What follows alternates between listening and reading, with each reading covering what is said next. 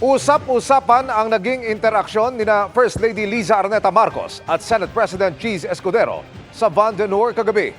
Matapos kasing kamayan ni Escudero ang Pangulo, biglang kinuha ng First Lady ang hawak niyang champagne glass at ininuman.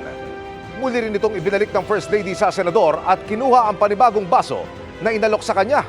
Sa isang pahayag, hindi naman ito minasama ni Escudero. Anya, itinuturing niyang pagiging maginoo ang pag-antabay sa isang babae, unang ginang man o hindi.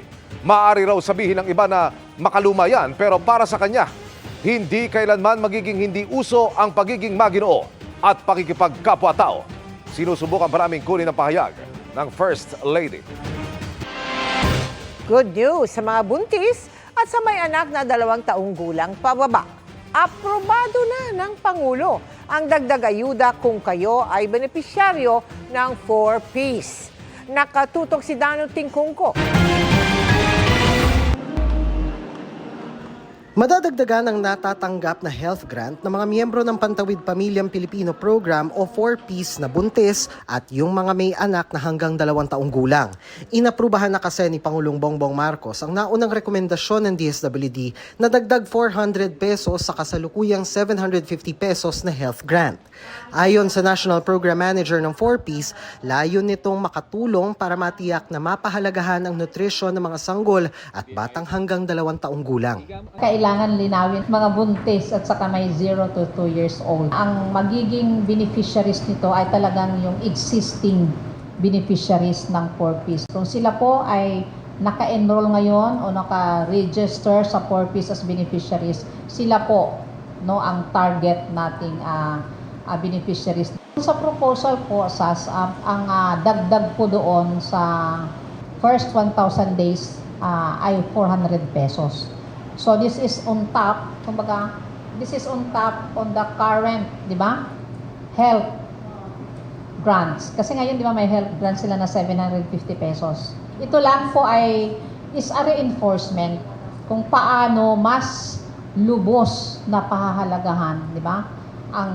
Ang nutrisyon ng zero. Sabi ng DSWD, kung hindi ka miyembro ng 4Ps, pasok pa rin naman ang mga kasalukuyang programa ng Department of Health para sa mga buntis at bagong panganak. Pwede ring mag-apply sa 4Ps pero kailangan pa itong dumaan sa verification at pagsusuri. Ang priority ngayon dito sa grants, yung mga existing, sabihin, yung current na mga beneficiaries ng 4Ps. Yung hindi pa po, unless, di ba, ma-identify sila as mahirap, di ba, ng listahanan or CBMS at mag-enroll sa 4Ps, saka lang sila makakasama.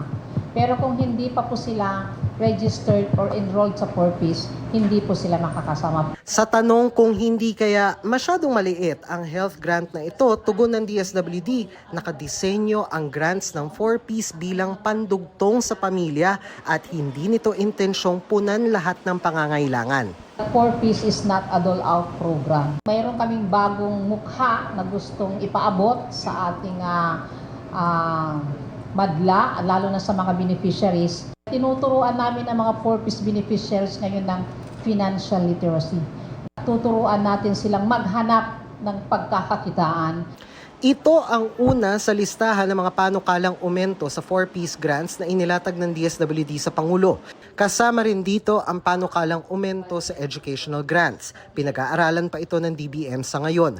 Ngayong Setyembre naman, nakatakdang bisitahin ang may 800,000 household na 4Ps beneficiaries na pinakaposibleng gumraduate sa programa ngayong taon.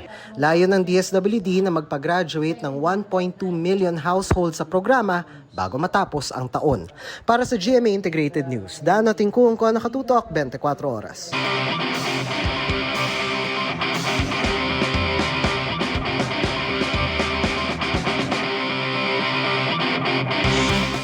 Life-changing operation naman ang ipinagkaloob ng Kingdom of Saudi Arabia sa Pinoy Conjoined Twins mula Davao del Norte. On the road to recovery na ang dalawa, na pangalawang magkadikit na kambal na Pinoy na napaghiwalay roon. Here's how they changed the game.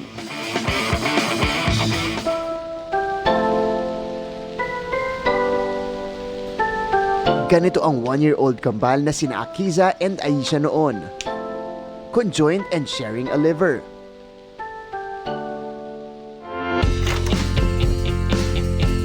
Pero after their operation last June 6, ito na sila ngayon. Aki!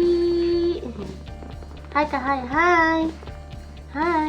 Successfully separated. All thanks to the Kingdom of Saudi Arabia, na kilalang pioneer in the field of separating conjoined twins. Nag-commit sila na operahan ng kambal straight from Panabo, Davao del Norte. Mula sa operation hanggang treatment period, maging accommodation ng pamilya sa Riyadh. Sagot lahat ng KSA. The humanitarian work reflects one of the prominent achievements of the kingdom in the field separating conjoined twins and providing outstanding medical care, where the kingdom has become a pioneer in the field. Sumailalim sa 5 to 7 hour surgical procedure ang kambal sa isang ospital sa Riyadh. Binuo ng 23 consultant doctors, specialists, nursing at technical staff ang naging operasyon. Kasama rin sa 5 stages ng procedure ang organ restoration. It will help provide conjoined twins the opportunity to receive necessary treatment and overcome the health challenges they face. Yan po, sobrang saya po kasi finally sa sobrang tagal ng pagsasakripisyo namin dito, nahiwalay na sila. Since maliit po sila, naghahanap na po kami ng sponsor. Then may nakapagsabi po sa amin na doon kayo pumunta sa Mercy Islamic Foundation. Sinadjust na kami dito sa Kingdom of Saudi Arabia para makapunta dito at saka mabigyan ng libreng operasyon. Higit pa sa answered prayer ang natanggap ng ina ng kambal. Lalo't on the road to recovery na sina Akiza and Aisha, nakasalukuyan pang nasa Riyadh. Okay naman sila na nakakapag-adjust na sa katawan nila, yung nagpa-practice na rin po sila maglakad. Natupad yung matagal ko nang hinihiling para sa kanila na mamuhay ng normal to. Sa ngayon ay nasa mahigit na 130 conjoined twins operation na ang nagawa ng Kingdom of Saudi Arabia for other nationalities. Ito naman ang ikalawang separation nila ng Filipino conjoined twins. They've been doing it for 30 years already. They have the means, they have the funds, and they have the expertise to proceed with mga komplikado na mga operasyon. Sobrang nagpapasalamat po ako kasi tanggap nila kami dito. Kami yung napili nilang papuntahin dito. Mga kapuso, this is such a breakthrough in the medical field, and because of this advancement, ang dami pa pong natutulungan ng mga conjoined twins, not just here in the country, dito sa Philippines, pero sa mga bansa rin po dito sa iba't ibang bahagi ng mundo. Para sa GMA Integrated News, ako si Martin Javier, changing the game! Mga kapuso, muling umiihip ang southwest monsoon o hanging habagat. Ayon sa Pag-asa, una muna nitong maapektuhan ang ilang bahagi ng Mindanao. Sa ngayon, yung cloud cluster yung kumpol ng mga ulap kahapon ay bahagi ng mga kaulapang dala ng habagat. Patuloy ring makaka-apekto sa iba pang bahagi ng bansa yung easterlies. Base sa datos ng Metro Weather, may tsansa ng ulan bukas sa malaking bahagi ng Luzon lalo mula tanghali at hapon. May matitinding buhos ng ulan sa maraming lugar gaya ng Mindoro Provinces, Palawan at Calabarzon, kaya doble ingat ang mga residente. Posible rin ang kalat-kalat na ulan sa Northern at Central Luzon. Halos buong araw namang uulanin ang Sulu Archipelago, Zamboanga Peninsula at Western Visayas. Magiging malawakan na ang pag-uulan sa Visayas at Mindanao pagsapit ng hapon. Maging alerto dahil posible ang mga pagbaha o landslide kung magtutuloy-tuloy ang malakas na ulan. Bahagya namang mababawasan ang ulan paglalim ng gabi. Mag-monitor din ang updates sa mga taga-Metro Manila dahil may chance rin ng ulan sa hapon dahil sa localized thunderstorms.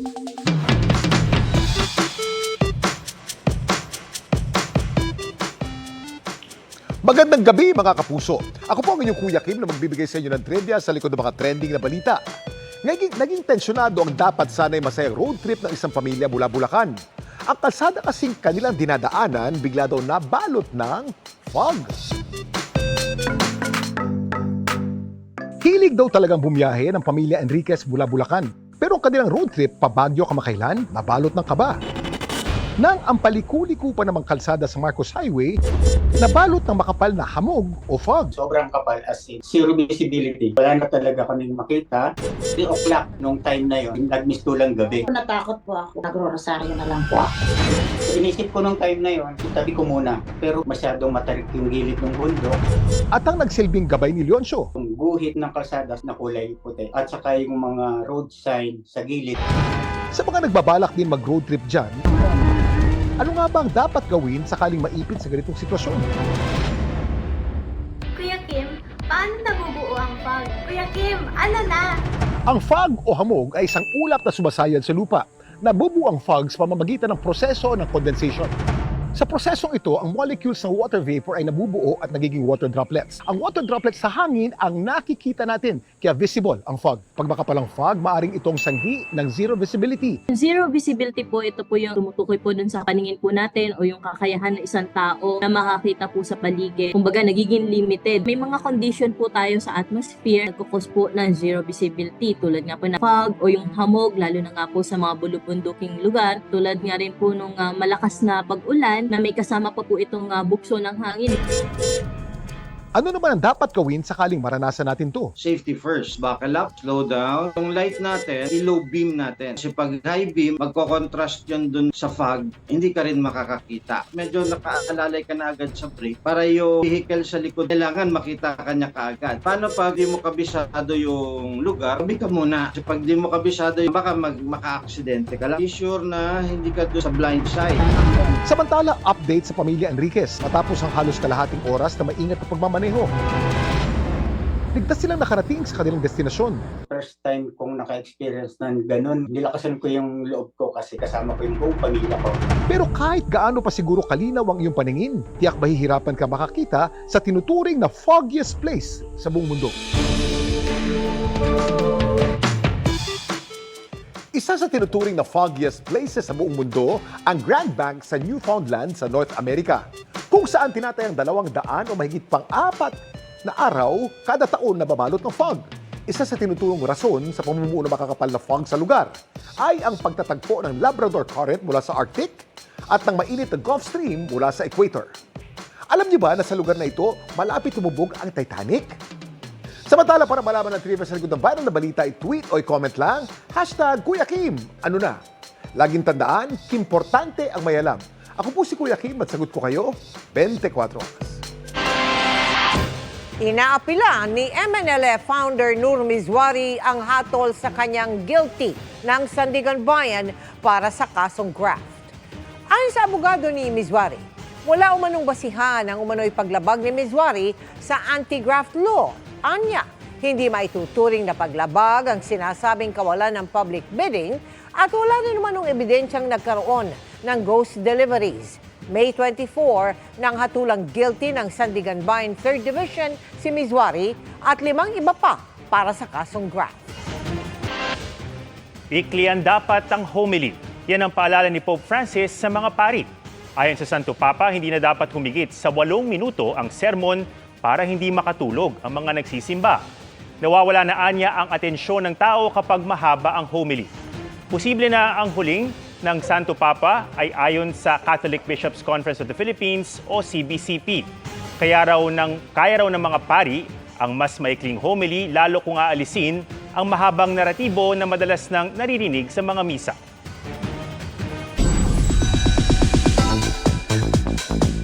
Kung glam and fashion lang, Kapuso Stars understood the assignment sa Independence Day celebration ng Mega Ball 2024. Kabilang sa mga nagpawaw si global fashion icon Heart Evangelista na may pasilip pa sa kanyang preparation. Makichika kay Aubrey Carampel. Who's afraid of little old me? Very chic in her lace black maison alaya gown si global fashion icon Heart Evangelista as she graced the red carpet sa Independence Day celebration ng Mega Ball 2024. Kasama ni Heart ang husband niyang si Senate President Cheese Escudero. Unti-unti na raw nakakapag-adjust si Heart with her new role as Senate Spouses Foundation President. Sa isang gift-giving project, namigay sila ng comfort kits para sa mga abandoned and abused children at abandoned elderlies sa Caloocan. Very supportive syempre si Senator Cheese. It's very fulfilling actually. Sabi ko sa kanya, huwag magpa-pressure. Sarili niyang barometer, yung dapat niyang sundan, yung kaya lang niya. Night of Fashion and Food ang Mega Ball na na-enjoy ni Sparkle star Gabby Garcia wearing an archival Rajo Laurel black gown. We all know that I am such a foodie. At the same time, I want to promote sustainability when it comes to fashion. Pretty in black din si Sangretera Bianca Umali na solong dumating sa event. Nagbigay ng reaction ng New Generation Sangre sa transformation video ng kanyang mga Ashti Alena Gabi at Amihan Kylie Padilla. Seeing them, nakakakilabot na excited akong makasama ko sila sa set and very timely na nag-trend itong trend na ito and that they're doing the transformation challenges while we are doing Sangre. So I think may alignment din sa universe. So nakakakilabot. A vision in black din si Rian Ramos in a Christnick creation. Kasama ang boyfriend na si Tutok Tuwin Party List Representative Sam Verzosa. Nagbigay ng update si Rian sa ongoing taping ng Encantadia Chronicles Sangre kung saan gumaganap siya as Mitena. It's great. I really enjoy getting to know all of my fellow cast members. So it's very fun behind the scenes. At saka they also gave me a lot of free reign and input pagdating sa costume and sa look ni Mitena. Christnick creation din ang black ensemble ni Kailin Alcantara. Mark Baumgartner naman ang black and white gown ni Miss Universe Philippines 2023 Michelle D. Na happy raw for new MUPH queen Chelsea Manalo. I really love Chelsea and her personality. I think we really crowned a really genuine-hearted queen. Present din si Sparkle GMA Artist Center Vice President Joy Marcelo with handsome 24 oras game changer host Martin Javier. Excited ako dun sa surprises kasi for sure maraming magugulat sa red carpet pa lang. Siyempre, dadaan sila dyan, rampa sila dyan. Of course, I'm very excited to get to know them as well and get to know their preparation. Highlight din ng event ang Pinoy Pride Awards kung saan pinarangalan ang ilang excellent chefs in the Philippines. At ang moving performance ng Mega Magazine June cover P-Pop Kings SB19 na inawit ang O Bayan Ko ni Ryan Cayabyab at Lupang Hinirang. Sobrang malaking pasalamat lang po na binigyan kami ng ganitong klaseng oportunidad na hindi lang po mapakita ang suporta namin sa ganitong klaseng event but also to showcase our skills din po. Aubrey Carampel, updated to showbiz happening.